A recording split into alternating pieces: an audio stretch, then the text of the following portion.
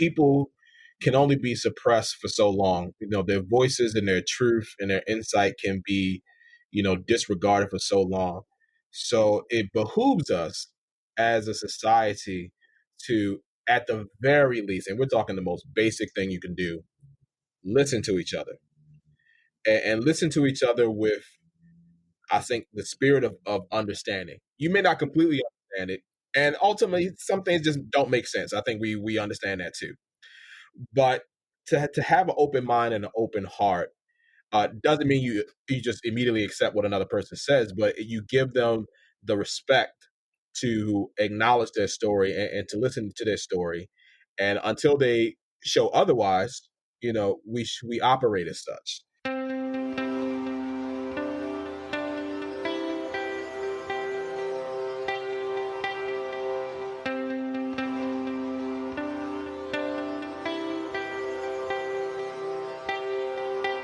You're listening to Relish This, the Purpose Marketing Podcast.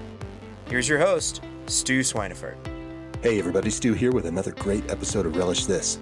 At Relish Studio, we like to think of marketing as relationship building, and there's no better way to slam the brakes on creating a bond than asking too much too soon.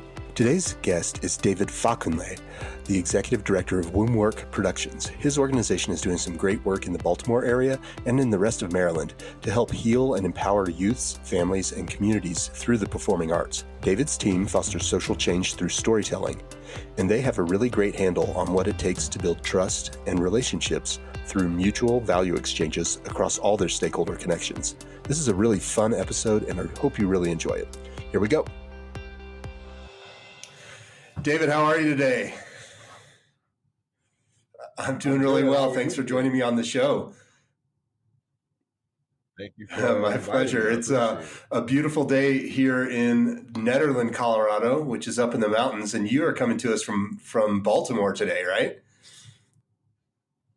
That is correct. I really haven't been out my house today. It's been chilly for the past week or so. I tell you, Maryland weather is unlike anything I've ever experienced, and I'm biased. I'm from Maryland, born and raised, but it can be 30 degrees and snow in one day, and the week can end with 70. That's funny. It's kind of like that here. We usually have more of a dry cold, however. So I know that when that fog and damp weather settles into Baltimore, it can get a little chilly. Yeah, absolutely. I mean, our winters have been relatively mild for the past few years. Once in a while we'll get some snow, nothing serious.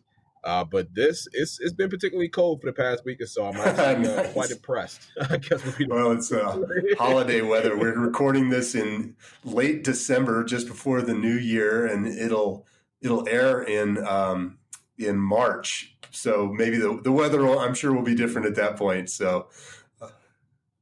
Hopefully, good yeah. stuff. Well, so tell me a little bit about what you're up to at your organization. It's a really interesting. It's called Wombworks, right? Yeah, Wombwork Productions. So Wombwork has been around since 1997. It was started by three Black women who are artists as well as mothers. And they established this organization out of concern for their children and other youth in Baltimore who didn't have a creative space.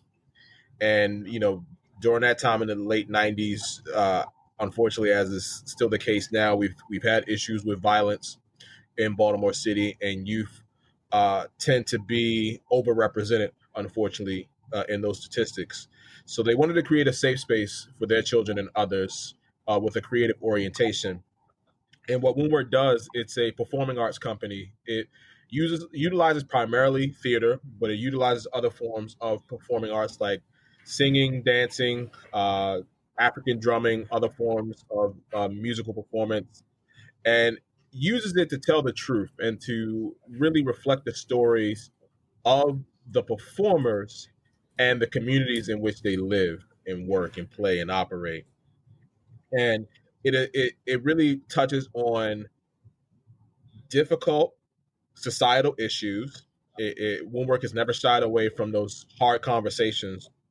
So when we talk about HIV/AIDS, When we talk about gang violence, when we talk about drug use and abuse, when we talk about sexual violence, when we talk about even COVID-19, Woundwork has been very proficient in conveying the importance of these issues, the relevance of these issues to local society as well as society at large in a creative manner that engages and empowers the audience. And I've been fortunate to be a part of Woundwork since I was 14 years old. I have been a performer the entire time, and now I focus a lot of my energy on the administrative side as part of the directorship. So it's been a long journey for me and a Oh, well, long journey for the that all organization. sounds really amazing. I mean, it sounds like you're really helping kids have a creative outlet and a safe place to be able to, to perform. Is that kind of the thrust of it? Yeah, it really encourages kids to activate the power of their creativity and the power of their artistic talent. It never ceases to amaze me how many kids blossom, through the programming of Woundwork. It's also about helping kids to understand a better totality of what's going on in their world. So kids see a lot. They may not understand everything that they see. And really, part of the responsibility of those who have lived before them is to give them some context and understanding about what's going on. And, one thing that I think we've definitely learned in 2020, but have learned throughout our history, is that there's a lot that we just don't know. And there's a lot of context that has been excluded from the circumstances of society. So Woundwork is very proud of the fact that it gives kids and the audiences that they perform in front of a larger view of the history and a larger view of the context about what's going on in our world. So when people ask what's wrong with our Mm-hmm. world today, well, here you go. Here's the historical context that's going to give you a better understanding of how we've gotten to this point. But what I really appreciate about Woundwork's evolution is how it's focused on the positive aspects of humanity that we all possess. As difficult as it may be for us to accept that about each other, we do have these capabilities and these qualities within us. And part of our philosophy now is to help strengthen and acknowledge those qualities, which we call virtues, that we all possess. So no matter what the challenge is, we continue to not shy away from the challenges of society. We always aim for our performances to also show here's what we can do about it. And here is the energy and the spirit in which we need to address these solutions in order for them to be long lasting and Oh, beneficial for that's everyone. an incredible way to frame that entire process in terms of, yeah, it's within this context of perhaps some negativity, but how can we foster action and positive change out of that and create those outcomes? That's really great. Are the kids themselves creating the material, or are they typically performing, works that have already been created? So typically, the pieces are Okay. created in a collective format. So that does include Woundwork personnel. Many of us who started as kids, but have remained with the organization as adults. So we are some of the primary, I would say, creators of the pieces that we do. Along with our artistic director, one of the co-founders who's been there from the very beginning. But when we go to schools and work with students and youth, we do present a space in which their insight and their wisdom can be included in the pieces. And that also helps to build Right. relevancy. We know that the performances that we do are relevant in a focused sense, but to really make it connect with that particular audience, particularly youth, and we know how Mm-hmm. easy you can lose youth in a lot of ways.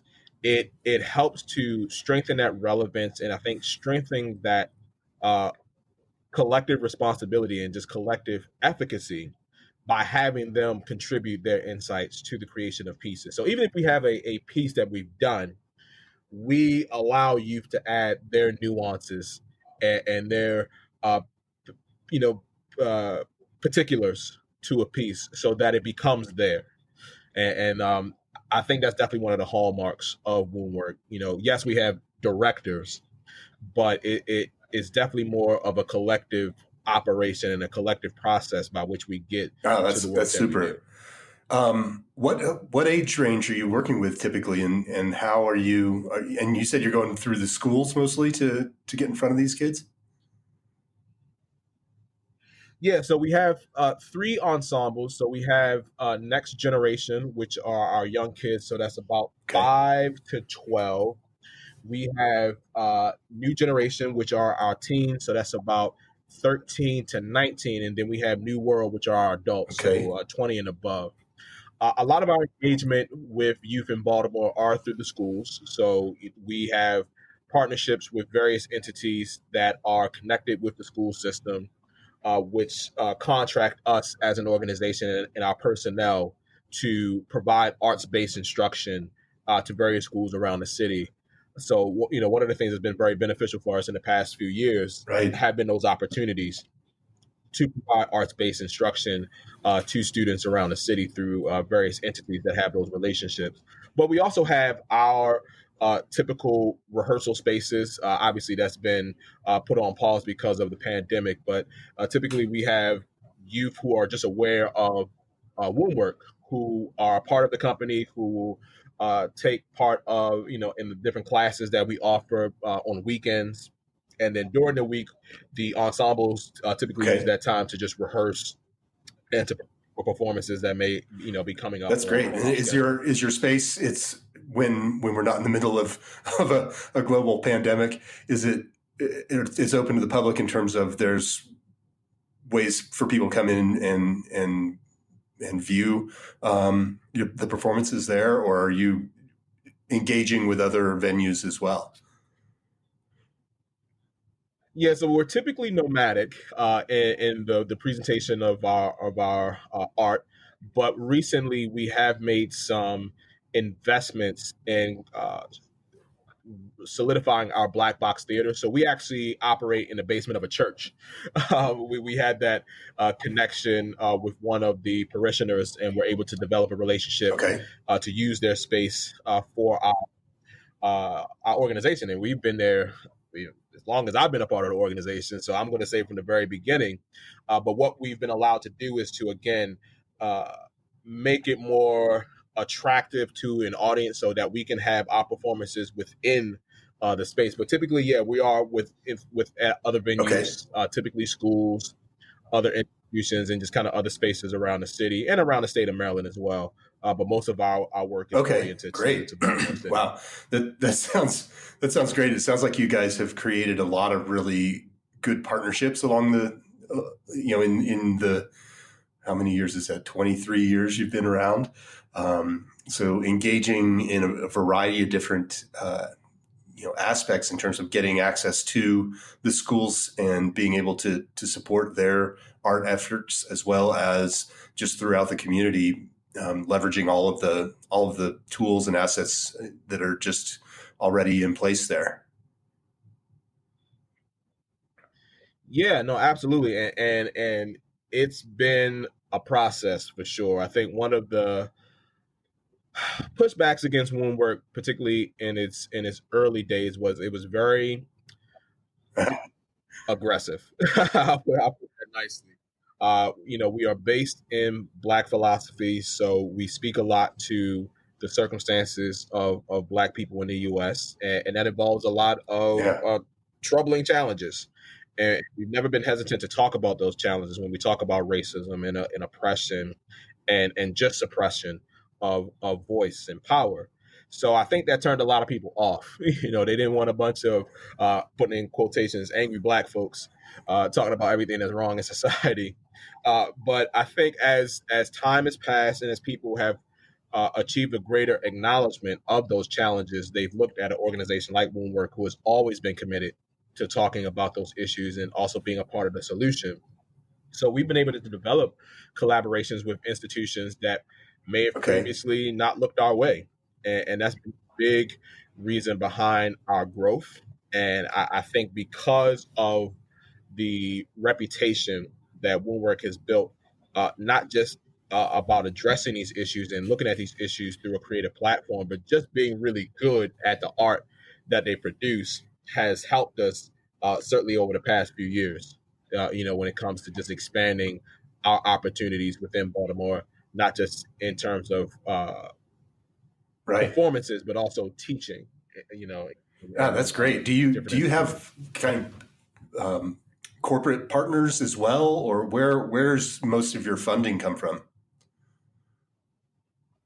So most of our funding is from fee for service. So again, a lot of the organizations that we have relationships with will contract us to provide performances in arts-based instruction. We do get some funding from philanthropic organizations in the city. As a matter of fact, a couple of days ago, yesterday, we just received a relatively big gift from a philanthropic organization in the city. Oh, We wow, that's did not awesome. apply for anything. It Right, it was given to us. Part of the directorship emailed us that morning and showed us the check, and was like, "Okay, That's it's great. legit." um, you know, but one of the things that we want to do is to strengthen our relationships with Hmm. the philanthropic community, and they've been part of. They're having important conversations. I'll put it that way. We know that there are definitely a lot of challenges and a lot of flaws within philanthropic communities, and honestly, the nonprofit industrial complex. That's something that we have to navigate. This constant need to ask people Hmm. to give us money to do what we do.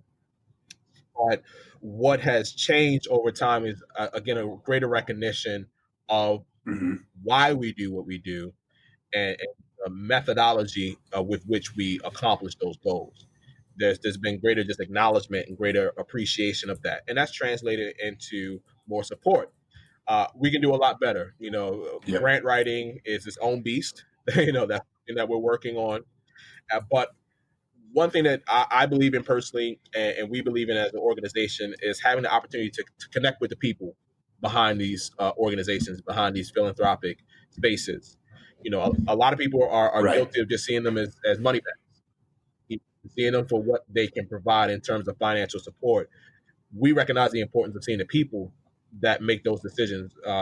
Just a week ago, we had a great conversation with the executive director of a couple of philanthropic organizations, Hmm. as a matter of fact, and we just talked. We just talked about what we do. We talked about why we do it. We talk about some of the challenges that we face, and I was very intentional, as well as my colleagues, Right. about not making an ask. You know, we didn't want to ask for anything. We just wanted to have the opportunity to tell our story. And quite honestly, I think that's more convincing than anything we could we can do. One of the challenges for us is how do we quantify, if we can quantify, or best Right. capture the impact that we make as an organization. Like, we know we're impactful. We wouldn't be around for 20 plus years if we weren't. And there are plenty of people, from kids who are now adults, kids who are still kids, to organizations that will speak glowingly about us. But we know that philanthropic organizations don't always appreciate the Hmm. stories. Hmm. They want the statistics, they want the numbers, and that may run. And we've experienced that, and in a lot of ways we believe it. That runs counterintuitive to what we do as artists. Art Right. isn't really Right. quantified; it's qualified.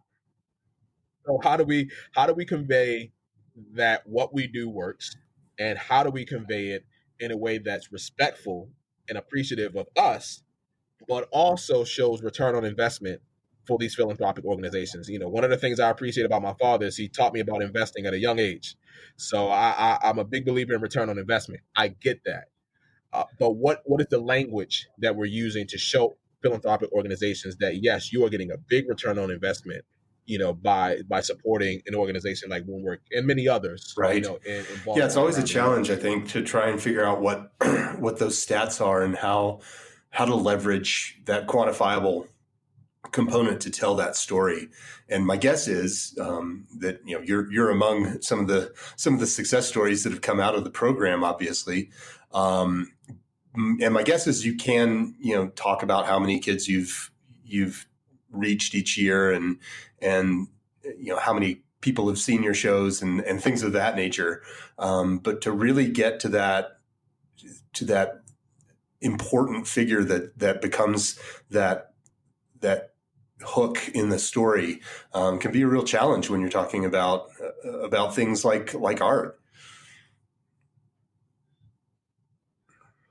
Absolutely, absolutely.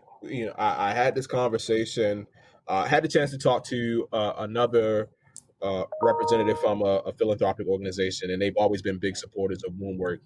And we had a very frank discussion about how to, again, really sell and convey our impact um, in the work that we do. And one of the things that I've been thinking about lately, and I don't know why it took so long for me to kind of figure that out, to really emphasize the contributions to public health that our organizations, Right. engage in and really provide. I've been fortunate for the past couple of years to work closely with the University of Florida and their Center for Arts and Medicine, and they have really been leaders in showing the research, consolidating the research, and presenting opportunities for people to show that art and culture have a very Right. important place within public health. A lot of cultures around the world utilize their art and utilize their creativity to address their issues when it comes to their health and well-being. It only seems to be a foreign concept in the United States and frankly other westernized nations where art and culture and health are separated. But we're now seeing, I think, a growing movement of researchers, practitioners, artists, creatives, organizations that explicitly say what we do is beneficial to the health and well-being of the populations we serve. And we're using creative outlets by which to achieve those improvements in health and well-being. Woundwork has done that from the very beginning, but it's never called itself a public health organization. It's never looked to orient its impact in a public health context, and that's something that me as a public health professional, I'm really starting to push and emphasize, with our organization. So I was just looking up some old notes, and we came up with three major points that wound work addresses in public health: behavioral health, mental health, and health communication. That is what wound work has been doing from the very beginning.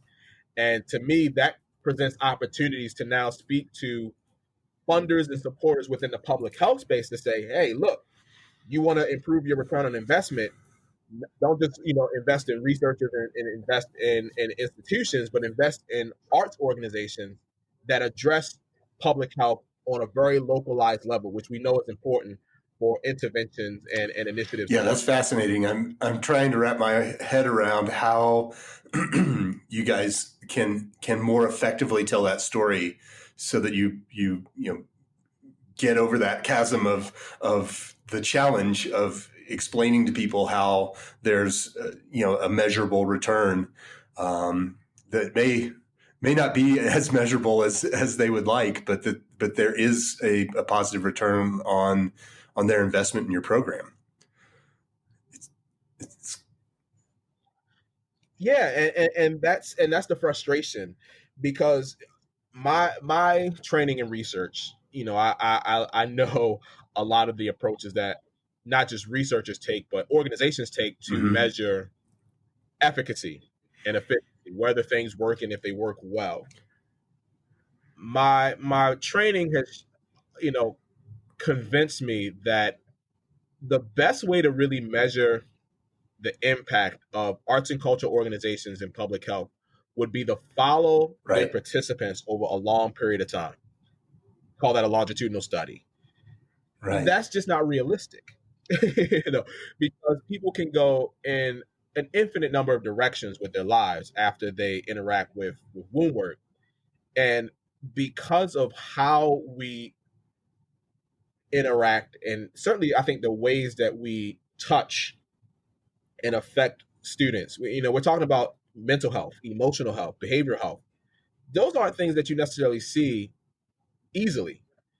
you have to follow the progression of a person to say, okay, at that point, this is kind of who they were. But then after they had some Right. time and grew up, this is who they became. But the challenge with that is there are so many other factors that go into who a person becomes. It's near impossible to say because of their interaction with a Woundward Productions, they became this person. I think the most that we can say is that their interaction with Woundward Production gave them opportunities to, strengthen these aspects of their health, their emotional health, their behavioral health, their creative prowess, things like that.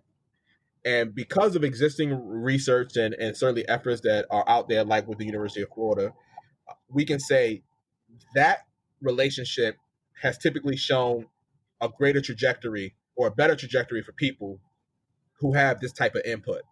So to me, that's kind of the best way to show the efficacy and efficiency of what a wound work does, is to say, okay, this is what we contribute. And we know in general, these types of opportunities and spaces for people correlate with these outcomes. So that's how we show that we make an impact in the work that we do. But ultimately, it's about the stories. And I'll always say that you gotta tell the story. And I think most of my energy as a public health professional overall, not just with wound work, is to really show how powerful the stories are. That's the kind of data we should be looking at. The numbers and the statistics only tell us so much, but a person's story can give us so much context and so much insight. And quite honestly, it connects with us as human beings. So as people, we just kind of get it and we understand. It's like, yeah, I can understand how something like that really changes you or makes you better in a lot of ways. We just need to accept that, and my challenge is convincing scientists, and convincing researchers that, okay, all the learning that you did, in undergrad and grad school and whatever else you may have done, all I need you to do is just be a human being, and you'll understand this. So that's a challenge, but it's been a good process. I'm pleasantly surprised with how people have resonated with the appreciation of story and storytelling, and I know that will benefit will work as well, because we have stories for days and weeks and months and years that we can tell. People accept that as solid evidence or a solid contribution to evidence, then that will show how valuable we are. Yeah, it's interesting. I think that there are so many stories from all of the touch points that you have as an organization, in terms of not only the kids who have come up through the program, but the people who are engaged with the program in terms of your staff or your volunteers, and also the community. And so those collective stories and bringing all of those voices in and creating opportunities to share that multitude of angles on this program, those are the things that when they're all pieced together, they become this cohesive, really powerful opportunity to really get that point across. Yep, absolutely. And one of the things that we aim to do is to really allow the people to tell the story, not just us. That's where the credibility and legitimacy of what we're saying really comes from. It's from the people who have experienced. So these kids that we work with, that become teenagers, that become young adults, but still have those memories of what they learned from womb work, and us too, as many of the current leaders of the organization who started as teenagers, we have stories, to show how important and just how necessary a space like womb work is, for kids, regardless of your background, who are probably used to just having their voices suppressed a little bit, because of kids. But then you add in all these other societal factors like race, like socioeconomic status, like location, like education, that can further suppress your voice. To have a space where your insight is welcomed and valued, and what you have to say and your reflection on your life experiences are not just welcome but needed, that just has the potential to change people in such a powerful way. And the alumni of Woundwork, the current personnel of Woundwork, and the people that we serve have those kind of stories, and they're valuable and they're Yeah, for important, and sure. that's exactly what people need Do to hear. you keep in touch with the kids who've kind of graduated through your program? Are you able to access that end of the story spectrum? So we do that to a certain extent. I think a lot of times we just have those relationships that become so strong. It makes it easy to remain connected. Sure. We just know kids go many different ways after we have our time with them, so it is hard to remain in touch with every single one. But we'll have those kids that decide to join Woundwork and be a part of the organization. So I think those connections that we make that are just profound, more so than the rest, manifest themselves in those kids, joining us and being a part of Yeah, our I mean, roster. those are certainly really great opportunities to that you've created in terms of being so excited about a program that you want to be part of it as in an ongoing capacity. I think is that's a testament to how powerful the things that you're doing are. And there's some data there for sure. It's an interesting concept. I mean, it's oversimplification, obviously, in terms of left brain, right brain, but we typically tend to think of performance and creativity coming from kind of that right sphere, where the analytics come from the left sphere, and the fact that you're needing to tell that left sphere story or left hemisphere story, but you guys are so rooted in that creative mind, it becomes kind of a challenge, huh? Yeah, it does, and you're right. One of the things that I noticed as I got older, with Woundwork, is certainly some of the limitations that we had as an organization. So this was Yep. an organization that was created by artists. The creative aspect was always going to be strong, and it really is a hallmark of what we do. But the business side Right. of the organization was not as strong, and that showed in a lot of ways. I think we were the definition of starving artists for quite a long time, and that wasn't necessary, but it was just a reality that our business acumen was nowhere near close to our creative acumen. And because of some fortunate opportunities, particularly, we were able to have a operations and development manager for a few years, and he was elemental in building up the administrative and business side of the organization. And even when he transitioned to another job, and we had to kind of take over a lot of his duties, we were so much better equipped to first understand those necessary elements of a business, which Woundwork is. You have to keep the lights on. You have to make sure people are compensated. You have to make sure we take care of all the, uh, all Yeah, all the the, day-to-day operation stuff that is required to run an organization of any type. yeah, Yeah. operations. Exactly. Crossing T's, the logistics. Yeah, the logistics of an organization and just keeping an entity afloat, while still being able to retain our creative abilities. Right. So it wasn't that we had to be one or the other. We are able to be both. And the work that I do as part of the directorship, and my wife, who's also an alumnus of Woundwork and is part of the administration, we've been able to really maintain the work that he did, and really Mm-hmm. look at how the organization can expand.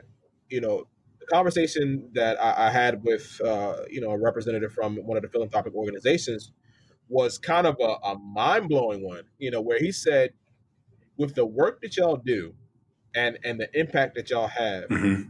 your budget should be around $1 million. And I was like, whoa, I was kind of happy with where we were.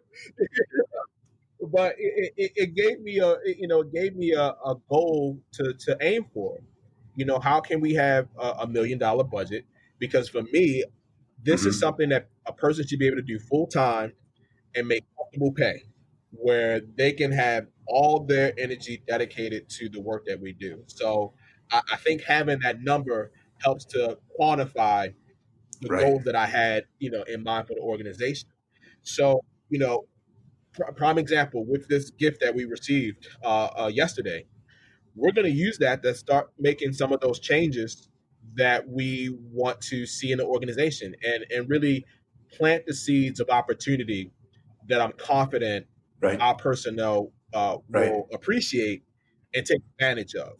And that further expands the story of Woundwork, and it expands the relationships that we're able to create. Because the most important thing that we have Mhm. is legitimacy and relevant and a reputation.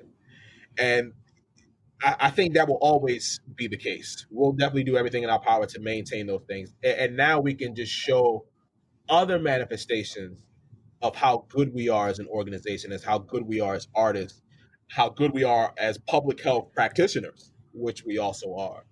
And that will help facilitate that leap that we want to see as an organization. So I'm excited. We got through 2020. We, despite all the challenges of the year, we were able to remain afloat and be very uh, healthy as an organization. Yeah. It was definitely a big change, and the biggest change was a lot of our work and performances being virtual. But we can do it, and we have done it, and we can do it quite well. So this shows another side of versatility that we now have, and looking to a brighter 2021. I'm excited about the opportunities and just where we can go Well, as an yeah, this year has organization. been particularly challenging, as everyone has experienced, and it's really great to see organizations like Woomwork be able to figure it out when everything you're doing is very hands on and in person. For all of the stakeholders involved to be able to to create that opportunity outside of that normalcy. There's some really interesting things that come out of that, and one is your capacity to scale, where previously you may have been under the assumption that was how you had to do things, and that was the only way to create that kind of impactful service in your community and with the kids that you guys reach out to. But being forced into this virtual world, and being able to survive that and figure it out and retain that kind of impact, really demonstrates how important it is, and how far you can actually expand your mission there. Mhm. Definitely. One of the things that has been very encouraging and I think gratifying is how people, this growing number of people and growing number of entities understand us. And I think one of the big challenges at the beginning of this organization's history was being understood. Why were we saying the things that we were saying? Why were the performances as Mm-hmm. as raw as they were? Right. Why were we talking about the things that we were talking about? Uh, because it was necessary. And as time has gone on, as we remain consistent with that commitment, and as people have just learned and grown, as time and society have just revealed things to us, they get it now. The one thing I say about 2020, it was definitely a year of revelation. A lot of people figured things out this year. They understood things in 2020, and that helped them to be directed to, I think, those who kind of had the understanding beforehand, who knew how things went, and what the reality of life was. And Woundwork has been a place like that. And instead of being upset or being angry that it took so Yeah. long, I think we're just grateful that we're here. And our philosophical shift is one from not just solely recognition and acknowledgement. Like, you have to see us, you need to see us, you need to acknowledge our presence. It's really about collaboration. Uh, we see each other, and we need each other in order to have the best life for each other, and that's helped as well.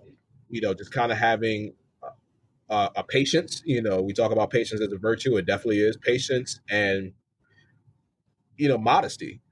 Just to say, to just yeah, we don't need to be arrogant. We know how good we are, but we are focused on the gratitude that people are willing to support us and to continue the work that we do. And I think that really takes you a long way, just as much as Yeah, absolutely. what It's you do. definitely been I think you said it, kind of a transformational experience that we've all had over the last year. Um, and I think it's great to see how many people have come out of that with a new perspective and a new approach to maybe how they're going to treat everyone else. And it certainly can be discouraging to kind of focus on the negatives, but it's great to hear how your organization does take these powerful, painful stories, but create an opportunity for change around them. At least that's what I think I heard you say earlier on. So it's incredible to be in that space and to have that opportunity, particularly with kids who I think are being disproportionately challenged by all of this, and perhaps neglected by society in a lot of ways. Absolutely, and that's been an unfortunate reality even before 2020. One of the most powerful things that Woundwork does is to elevate the voice of youth. You know, the generations that come after us have the benefit of greater objectivity, so they can look at how society is.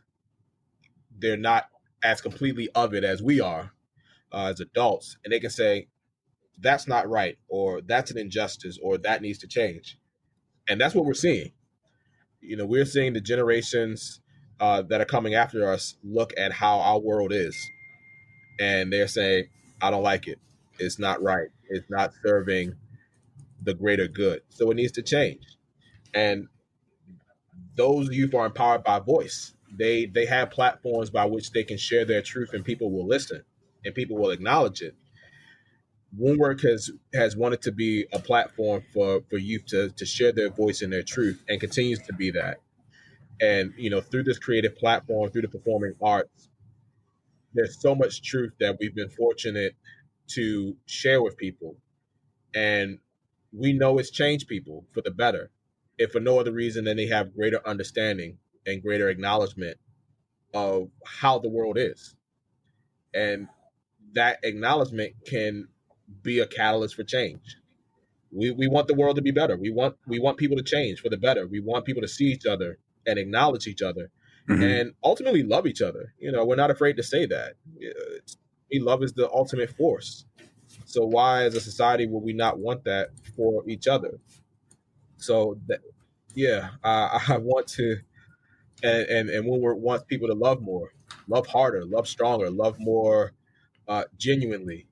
And a part of love is understanding a person's truth. So we are happy, we are proud, we are committed to be a platform for truth.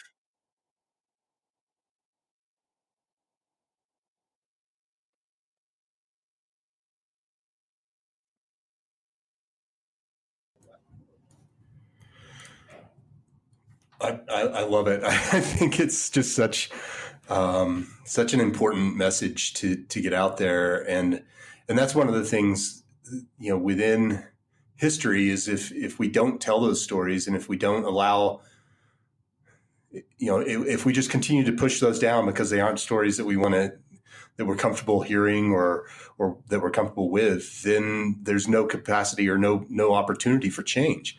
If we just continue to bury everything in the sand.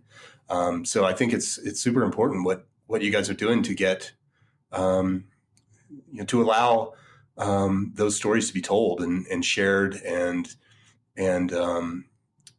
inspected, and then we can attempt to hopefully make some good positive change out of those situations. Definitely. And again, 2020 is, man, we're gonna remember this year for a long time. You saw how much came to a boiling point. So Yep. people can only be suppressed for so long. Their voices and their truth and their insight can be, disregarded for so long. So it behooves us as a society to, at the very least, and we're talking the most basic thing you can do, listen to each other, and listen to each other with, I think, the spirit of understanding. You may not completely understand it, Mm-hmm. and ultimately some things just don't make sense. I think we understand that too. But to have an open mind and an open heart doesn't mean you just immediately accept what another person says, but you give them the respect to acknowledge their story and to listen to their story, and until they show otherwise, we operate as such. So for Mm-hmm. me, that's a powerful tool. That's a powerful um, approach to again helping make the world better. I don't. I think in the grand scheme, we're not as far away as we think. There's just a lot of minutia that have made things complicated. But at the end of the day, we all want the same thing.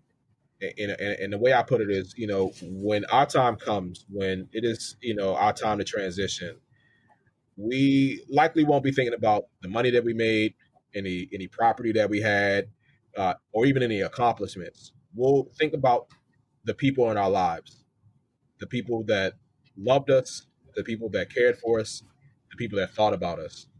So for me, the question that I ask society is, why should we stop anyone from having that opportunity to be acknowledged, to be appreciated, to be respected and understood, and ultimately loved? And what work is Yeah. all about. Well, that's just a fantastic mission, and I'm just really excited about the capacity to expand that and see how you guys build on that. One of the things you touched on earlier was this idea of operations and how you guys were a bunch of creatives who were challenged with the idea of running a business, and when you plugged the operations guy in, that you saw a big leap in those opportunities. What do you, other than taking the knowledge and the experience of having that person on your team for some period of time, are you planning to do anything to kind of repeat that performance? Yeah, well, at the minimum, we want to maintain it, and I would Mm-hmm. say we're having those important discussions that for a long time were very easy for us to just kind of ignore. Be so wrapped Mm-hmm. up in our programming and just doing the work of the art that we just didn't think about the business. But now we have people such as myself, such as my wife and others who can really just have the time to think about the business side and to Mm-hmm. have a commitment to goals as an organization, as really a place of employment. People's livelihoods are connected to the work that we do, and it's because it's so encouraging to hear how valuable we are and how valuable we could be. That really just gives us the kick in the pants to go for it and to know that we can be a solid business, a space in which people can uh, be economically sustained, for themselves Mm-hmm. and their families, while producing top quality arts and culture that has this very intentional focus on improving the health and well-being of the populations that we serve. Those things aren't mutually exclusive. I think for a No, long not at time we all. thought they were mutually exclusive, but they're not. But what it does require are people who can be committed to both aspects of the organization. That's a reality. And the guy Right. that we had for a few years was able to commit himself to the organizational side, the administrative and business side of the organization. And that was just one guy. And he Right. did a hell of a lot. He really, really did. I mean, there were very basic things that we as an organization just didn't do that he had the Right. time and energy to put those things in place. And it's almost like night and day. You know what I mean? Someone just taking the shades out of your eyes and it's like, wow, you can see so much clearer. So I think what was so necessary for Woundwork were those basic things. And now that we are doing them and we're used to it and we see the benefits, now we can take those next steps to, again, further strengthen our uh, financial and organizational structure. And and that's Right. what I'm excited about because, again, I think we have what we need. We have support, we have cachet, we have a reputation. We have those things that allow us to do what we're looking to do on the organizational side. Now we just have to find the right spaces, find the right voices and the right ears that will understand our story and will see the larger contribution that we're making. And we'll get to that $1 million budget. We'll be able to be Mm-hmm. an organization where people can work, full time if they so choose. That is Yeah. within our capability. We just have to put in the work. But I think the components that we need in order to make the work matter and to make the work count, we have it. Oh, that's awesome. Have you bumped up against that? I heard you say the right ears, which I think is just a great a great way to put it. But that audience, have you? I mean, is the check that you received this week or yesterday? Is that coming from that type of person that you think has the right ears? I do, and this particular funder, we've had a previous relationship with, so they certainly are aware Mhm. of the work that we do, and I would have to say they really appreciate it. Mhm. Yeah. It's shown by this gift that they provided. Again, didn't ask for it; it was just given. I think as time has passed, and as you know, certain people get in positions of power who are able to see a greater view of the work that arts and culture contributes to not just Baltimore, but really this whole Mhm. country and our society. They are apt to provide the support and provide the uh, necessary resources to make sure that becomes a solidified part of communities. And Right. Right. that's that's where Woundwork is. That people understand how important we are. They understand how beneficial we've been to communities and the people within it. And those who perhaps have heard of us for a while, but were only able to just give their support, to say, "Good job, Mhm. great, keep doing it," are now able to say, "Okay, here's the money that you need. Here's the support that you need. Here are the resources that you Right. need in order to make sure something like this never goes away."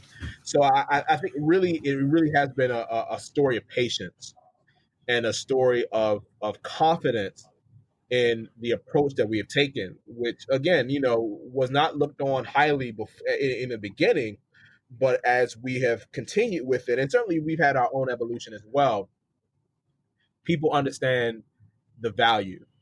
They see us as valuable, and they see us as, again, just contributing to the health and well-being of communities, and they want Right. it to continue, and we want to continue. So it really is a mutually beneficial relationship that we've been able to uh, generate and create with many entities and many people. Well, that's great. There are a few things that you've said throughout our conversation today that I think really stand out for me. And the first was something you were talking about early on, where you had some meetings or a meeting where you were in front of some people and you didn't even ask them for anything. And that is a really key component to relationship building that we espouse at my organization, which is essentially that marketing is all about creating relationships, and whether that's a really easy relationship to create, which is here's this inexpensive widget that some business produces, and the consumer needs that thing. And so it's like, well, I'm taking a leap of faith that this is going to be the right, tool or widget that I need to fix whatever problem I'm having. Or if it's a longer term relationship building, like what you are undertaking, to get people really on board with your program and provide that, financial and just, personal support that you're looking for. Just understanding that that's the goal here. It's not how quickly can I transition this person from a stranger to a donor or whatever. It's really all about putting in the time and understanding how that connection is going to build over time. And I think that, as performers, you probably have a really pretty innate ability to understand how relationships are built over a period of time, because that's kind of what happens in performances and in storytelling. And we've all been to a movie that was just full throttle the entire time, and you come out of there exhausted and never really want to see that movie again, versus the standard kind of story arc, which has a lot of ups and downs in it. And relationships are the same way, and understanding when to push on the gas and when to maybe coast a little bit and give people some breathing room. That's all part of that storytelling stuff that you guys do on a daily basis. Absolutely. We've always known from the very beginning just how powerful stories are. We're artists. Art is storytelling. So for us, our North Star is always to engage and empower youth, their families, and their communities. And for performing arts has just been the modality by which we do it. And we become so much better at just showing the connections with anyone. They can be educators, they can be researchers, they can be government officials, they can be funders. It doesn't matter, because we don't care about their labels, and that's taking time. Don't get me wrong; it's taking time to look beyond labels and to really navigate power. So one of the things that we've got better at is we don't care how powerful you may be. When you're talking with us and when you're in our space, you are a human being, and that's and I think we've been able to show how liberating that is, to be human. And again, when we talk about funders, just people just see piles of money, and that's all they interact with them for is for whatever resources they can provide. Even something as simple as, like you said, the meeting that we had, and just being able to talk, as people, and have a deep conversation, about relevant issues to nonprofits and funders, but still to really kind of look beyond the surface and challenge ourselves intellectually. That's refreshing, and that's liberating. And we hope that people, no matter what their level of power is, no matter what their access to capital is, see us as human beings who are expressing our truth and encouraging and empowering people to express their truth, and to just help navigate this thing called life, which we all do. Right. Yeah, it's really it's really interesting. I have a few friends who have come into a decent amount of money, and one of the things that they experience as a person, we'll just say of power, is that they're always on guard for the ask. And so when you can come at that from a fresh perspective of you're just wanting to listen and have a conversation, I think that that can be such an important thing for both parties, in that you're not really trying to get something, you're trying to give, and that's what relationships are all about, is both the give and the get, and allowing each party to kind of live within both of those experiences at maybe at the same time as that relationship builds is pretty key. Absolutely. And this is not to say that when we build relationships, we don't understand what we can, like you said, what we can get out of it. We're aware of that, and Mhm. certainly those with whom we connect that have those means are aware of it too. But it doesn't mean that it can't be more than that. It doesn't Right. mean that it's just about the checks that you sign and whatever support you throw, but we are able to be seen as partners, as collaborators in the efforts to make the world better. And I think sometimes funders just need to be reminded of that. Yeah. I think in their hearts they believe it, but they just get caught up in the minutia, as we talked about. There's just so much minutia and so many intricacies that can take us away from the main point, the reason for all this, the purpose. And Right. sometimes just having a conversation or having a connection that just reminds you, yeah, this is why you do this. As frustrating as it can be, as challenging as it can be, you do this because you want to make the world better. You want people to be happier. That reminder goes a long way too. And Yeah. even as a researcher, I think about that as like we do this because we want the world to be better, and our way of making the world better is for people to understand the world. But we get caught up in the minutiae and we forget that sometimes. So I think, yeah, you should never downplay those opportunities to just connect and be human, and whether explicitly or implicitly remind people why they do this in the first place. Things like this are usually labors of love. They do it out of a concern for their people, their family, their communities, and they jump into this work which typically doesn't pay. This is not the most lucrative space in the world. So you're doing this for a greater good, and even funders, are doing this for a greater good. Think about the reason why endowments begin, or or, Right. or memorial funds begin. It's because those who passed on, those who had the foresight to leave money, say, take this money and make the world a better place. And Yep. those opportunities allow us to remind ourselves of that purpose. Yeah. Really well said. I've had such a great time talking with you today, and I can't believe it's been an hour already. How can people find you? Where would you guide people to go to learn more about Wombwork?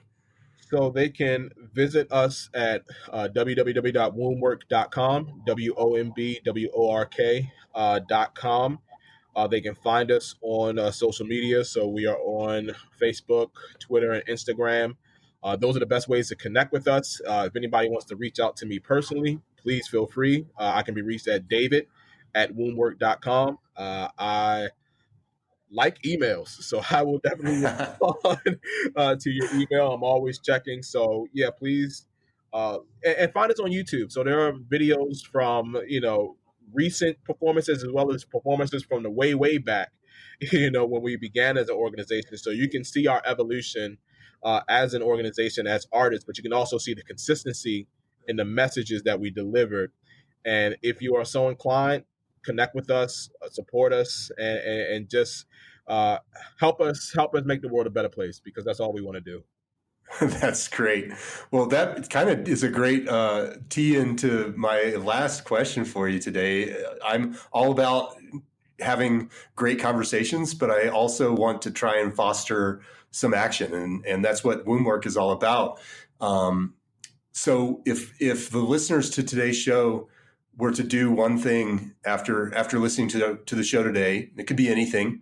Take a walk, go give somebody a hug. What would you want people to do? What action would you want them to take? Ooh. Tell someone you love them. I think that's a great thing to do. Yeah. It never gets, I don't want to say it never gets old. Well, it never gets old to be told that you're loved. But one of the things that we hear about, especially in a year when there's been so much tragedy and so much sadness and trauma, a lot of people say, I wish I had a chance to tell them I love them. Or the first thing they think about when they remember a person is that they love them. So those words are powerful, and the actions behind those words are also powerful. So I would say, tell someone that you love them and show someone that you love them. Perfect. I love it. Thanks for being on the show today, David. Thank you so much for having me. Appreciate you so much. There you have it. Another great Talk to you episode soon. of Relish This. Thanks for listening. If you would like to learn more about how to apply the audience engagement cycle to expand your organization's mission, there are two things you can do. Right now, you can go to missionuncomfortablebook.com to download a copy of my book. While you're there, you can get your purpose-driven marketing score to see where you can unearth some gold for your organization. If you would like to listen to back episodes of the show or sign up to be a guest, go to relishstudio.com/podcast. That's it for this week. I'll be back next week with another